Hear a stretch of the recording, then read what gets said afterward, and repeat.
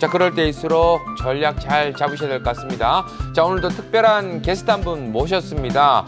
최근 시장에서 주도주로 각광을 받았던 태조 이방원 관련주로 좋은 모습을 보여주신 박찬홍 대표와 함께 하도록 하겠습니다. 안녕하십니까? 네, 안녕하십니까. 반갑습니다. 자, 일단 지금 시장 미증시의 눈치를 안 볼 수가 없습니다. 맞습니다. 자, 간밤 끝난 미증시 초반에는 좀 눌리는 듯한 모습으로 어떻게 해야 되지라고 걱정을 했었는데 그래도 마지막 줌에는 아래 꼬리를 좀 다는 듯한 모습이 좀 보여졌었거든요. 맞습니다. 하방 쪽에서는 좀 받쳐주는 듯한 자금들이 좀 있는 게 아닌가라는 긍정적인 부분으로 해석을 해야 될지 간밤 끝난 미증시 어떻게 좀 보셨습니까? 네, 일단은 미증시가 그나마 좀 잘 버텨줬는데요. 네. 우리 시청자분께서는 일단 9월 20, 21일 FOMC 전까지 그 직전에 저점을 깨는지 아니면 그 저점까지는 지지해 주는지 그런 부분을 좀 체크하시면 되고요. 이번에 이제 달러 인덱스가 다행히 일단 110은 깨지 않았습니다. 하지만 달러 강세 기조가 여전히 이어지고 있는 부분이 우리 증시에는 또 환율 쪽으로 좀 부담을 계속 주고 있는 부분, 이런 부분은 좀 계속 좀 체크를 해 주셔야 되고요. 간밤에 일단은 좀 특징적인 부분이 미국 증시에서 대표적인 운송주인 페덱스. 네, 페덱스가 급락을 했습니다. 네. 무려 뭐 21% 이상 급락을 했는데 왜 페덱스의 급락이 증시에 중요한 역할을 하냐. 이 보통 운송주들은 경기 지표에 선행을 합니다. 운송주가 이렇게 급락을 하게 되면은 글로벌 경제에 빨간 신호등이 켜진다는 그런 부분 때문에 시장에서는 이 페덱스의 급락, 즉 운송주의 급락이 경기 침체 가능성을 좀 가속화하지 않나, 이런 부분이 좀 우려감이 전체적으로 증시에 반영이 되면서 이게 뭐 마이너스 1. 몇 프로까지 다들 떨어졌는데 다행히 조금 밑골이 달리면서 올라왔지만 아직까지 경기 침체에 대한 우려감은 여전하다, 이렇게 보시면 될 것 같습니다. 자, 어떻게 보더라도 방금 얘기해 주신 것처럼 다음 주에 이제 FMC 쪽으로 눈들이 많이 가 있는 모습이거든요. 맞습니다. 뭐 이러한저런 이야기들이 좀 많이 나오고 있고 금리 인상 부분도 100bp를 올릴 수도 있다라는 불안감 때문에 시장이 좀 흔들리는 모습이 보여지고 있습니다. 자, 고점까지의 시장 흐름 지금도 좀 흔들리는 듯한 모습인데 맞습니다. 어떻게 좀 보고 계십니까? 일단은 미국이나 우리나라 증시에서는 다음 주 9월 20, 21일 FOMC 회의 결과를 보셔야 되는데 우리 증시는 22일 날 본격적으로 반영이 될 겁니다. 거기에다가 10월 달에는 많은 이벤트가 있는데 특히 이제 중국의 당대회가 10월 중순 이후에 있습니다.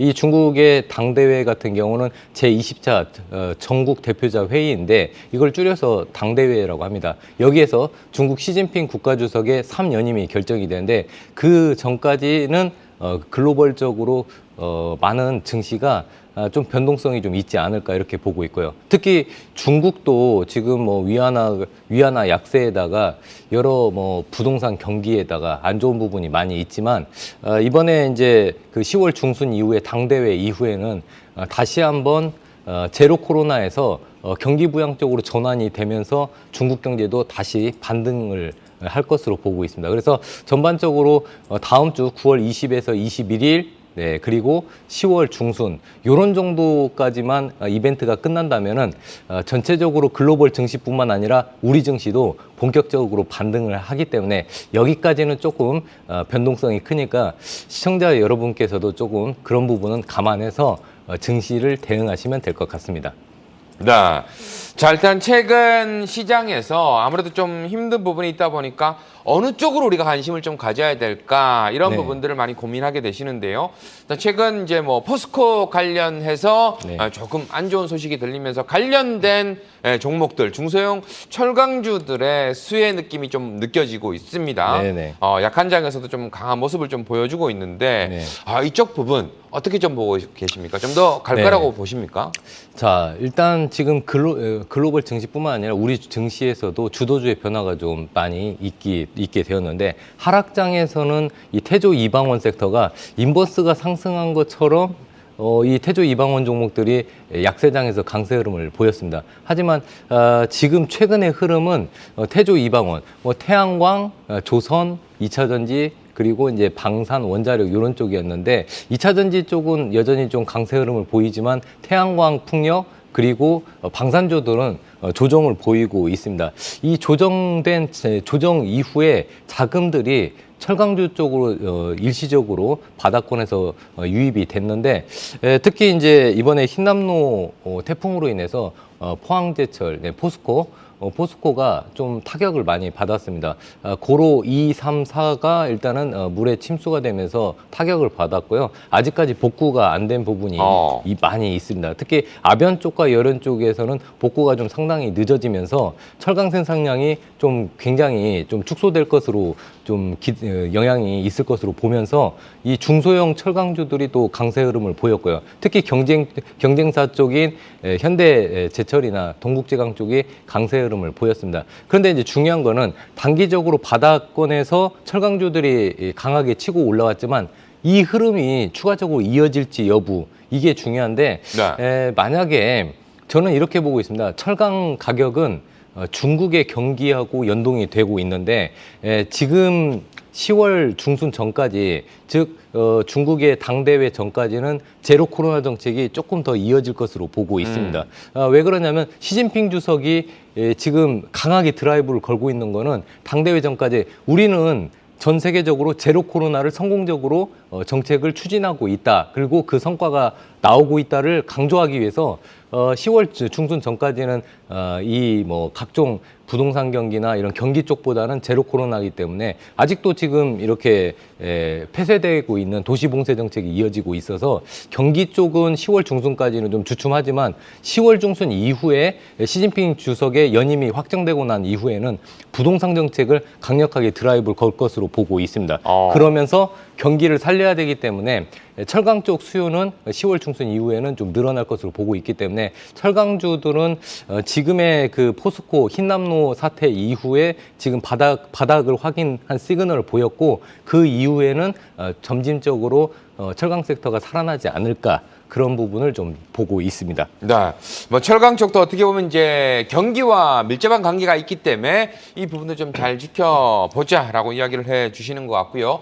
초반에 이제 이야기해 주신 것처럼 최근에 그래도 시장에서 조금 관심을 보이고 주도주 섹터로 보였던 태조 이방원, 최근에는 좀 쉬어가는 모습, 물론 개별적인 종목들은 있습니다만 쉬어가는 모습들이 좀 보여지고 있는데요. 자, 이쪽으로는 어떻게 좀 보고 계십니까? 자, 지금 현재 방산주, 지금 뭐 폴란드 수주도 있고, 뭐 지금 이집트나 사우디도 군현대화 작업을 하면서 현대로템의 K2 전차 추가 수주 가능성도 있고요. 또 K9 자주포는 폴란드뿐만 아니라 노르웨이 등 호주도 그렇고 여러 나라에서 K9 자주포를 추가 수주 이슈가 있습니다. 그리고 이제 이번에 폴란드가 한국항공우주로부터 FA-50 경공격기를 추가 수주 계약을 확정을 지었습니다. 이러면서 지금 향후에 지금 K 방산이 하나의 또 트렌드로 되면서 추가 수주 이슈가 있어서 저는 이제 실적은 앞으로 좀 더욱더 좋아질 것으로 보고 있지만 최근 시장의 그 흐름은 리밸런싱입니다. 즉 많이 오른 종목에서는 차익 매물이 나오고 바닥권에 좀 저평가되어 있는 종목에서는 매수세가 유입되면서 키 맞추기가 있기 때문에 좀 단기적으로 좀 많이 오른 K 방산 쪽 태조 이방원 섹터 부분은 좀 반등 시 비중을 좀 축소해 주시고요. 바닥권에 있는 아까 말씀드렸던 철강주 중에서 좀 실적이 조금 좋아질 수 있는 그런 종목들은 추가적으로 분할 매수 전략을 취하시면 좀 될 것 같습니다. 네. 자, 앞으로 어느 쪽을 좀 지켜봐야 되느냐 하는 부분까지 간단하게 좀 설명을 해 주셨고요. 이제 정말 중요한 것은 앞으로의 전략 어떻게 좀 만들어 가야 될 것이냐, 이 부분인 것 같습니다. 잠시 후에 또 강의도 해주시겠지만 지금 부분에서의 FOMC 이후 전략 부분을 좀 잘 잡아야 될 것 같은데 어떻게 좀 보고 계십니까? 네, 뭐 한마디로 이렇게 간단하게 요약을 해드리면요. 다음 주 9월 20, 21일 그리고 이제 우리 증시는 22일까지 FOMC 영향권에 진입을 할 것으로 보고 있고요. 저는 하방 지지력을 어느 정도까지 확보하는지 그런 부분을 좀 체크해 주셨으면 좋겠고, 달러 인덱스는 우리가 뭐 어떻게 할 부분이 아니기 때문에 제가 봤을 때는 달러 인덱스를 보면서 환율 방향성도 좀 예측을 좀 해주시고요. 또 중요한 거는 지금 주도주들이 빠른 순환매에 좀 접어들었고 전반적으로 종목과 섹터의 리밸런싱이 있기 때문에 좀 리밸런싱 과정에서 철강주도 좀 보셔야겠지만 지금 9월 30일 날 테슬라의 AI 데이에서 옵티머스라는 테슬라 로봇이 시장에서 선보일 예정입니다. 그러면 로봇 섹터에 대한 이슈도 좀 부각될 것 같고요. 또 한 가지 10월 달에 유럽에서 우크라이나 재건회의가 있습니다. 그렇다면은 재건 관련된 이슈가 또 부각될 수 있으니까 재건 테마도 좀 보시면 될 것 같습니다. 그리고 또 10월 달에 이벤트 한 가지가 또 하나가 있는데요. 10월 한 중순 또는 말에 사우디의 빈살만 왕세자가 한국에 방한을 예정입니다.